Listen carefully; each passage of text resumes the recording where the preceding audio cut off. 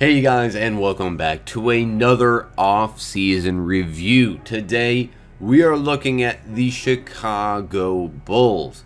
They made a couple of pretty big off-season moves, so let's go ahead and take a look at them, give them a grade for this off-season. Looking at the first big thing, which of course was the draft. They had the 7th pick this year in the NBA draft, this loaded draft class, and they took Wendell Carter Jr. out of Duke. The big man, there's really no fault in his game that is so glaring that it's obvious you know what it is. He's shown outside shooting ability in the summer league. He shot some threes pretty well. Great low post player. Really got overshadowed at Duke by Marvin Bagley, but there is really no major fault in his game whatsoever. Has shown potential. I think they really hit the nail on the head in choosing Wendell Carter Jr. You're going to be able to pair him up with Lauri Markkanen.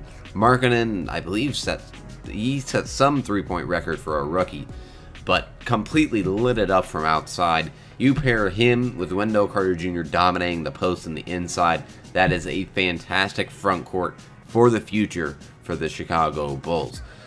The other draft pick is definitely a bit more questionable. The 22nd pick in the first round, Chandler Hutchinson. He's a 6'7" guard out of Boise State, and he sort of played a point forward role for Boise State this past season.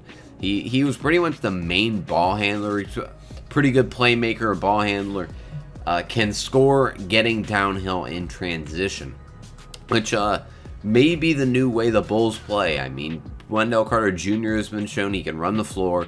Markkanen is pretty good in transition threes. You have other athletic wings that you can pass to, Chris Dunn.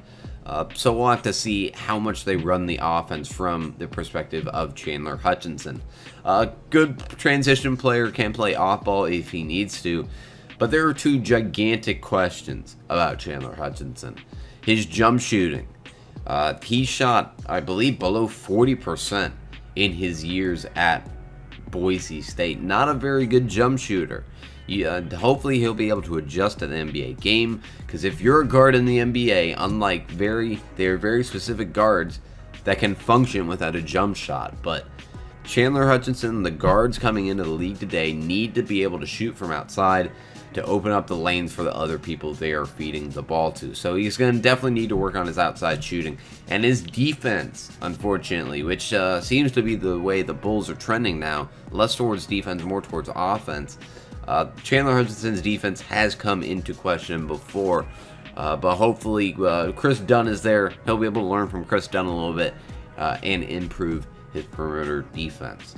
So a pretty good draft from the Bulls' perspective. Now moving on to the only player that they actually lost two players, I believe, but the main one was David Nwaba. He was an athletic wing for them, pretty solid perimeter defender. Good in transition, needed a little bit of work on his jump shooting, but I was a little bit surprised when they let him walk. I thought they would at least keep him around for $2 to $4 million per year. But moving on to the signings, this is where things get really interesting for the Chicago Bulls. Zach LaVine had accepted a 4-year, $78 million deal from Sacramento, and the Bulls matched. So the Bulls are going to be able to retain Zach LaVine 4 years, nearly $80 million. Now, there are still questions. He is known as one of the more bad defenders in the NBA. He was known for his explosiveness, but he did have an ACL injury within these last two seasons. So his bounce is in question. His defense is a major liability on that end. But I think if Zach LaVine can come back fully from the ACL, I think he'll still be a benefit, a pretty decent benefit to the Chicago Bulls. He's a good outside shooter, can really go in transition, which is the way the Bulls are trending right now. So if he can improve his defense, get back from the ACL, I think this is a pretty good signing for the Chicago Bulls. And the other one, the one that surprised a lot of people, including myself, was that they signed Jabari Parker. Yes, the longtime Milwaukee Buck. After his ACL, he tore his ACL in February. And ever since then, Milwaukee was trying to stay away from him. The Bulls signed Jabari to a 2-year, $40 million deal, the second year of that being a team option. So if Jabari doesn't come back well, they can decline that team option, save that $20 million on Jabari Parker. But if he comes back fully healthy, he can easily put up 19.7 rebounds a game, like easily. Good outside shooter, pretty good on the defensive end. He's shown some flashes of being a pretty good defender, and is a really strong player down low. I don't think he gets enough credit for his interior defense, his interior scoring. Can really post up and bully smaller guards, and can still handle them on the perimeter on the defensive end. So a lot of questions surrounding the Bulls, Chandler Hutchinson, his development, Zach LaVine, and Jabari Parker's injury concerns. But I still think overall a pretty solid offseason from the Bulls' perspective. You sign Jabari Parker, who if he comes back is a really solid player. You have him on a team option. You drafted a surefire great player in Wendell Carter Jr., a project that could be good in Chandler Hutchinson and Zach LaVine. So looking back at the Bulls offseason, I'm going to have to give them a grade of C+.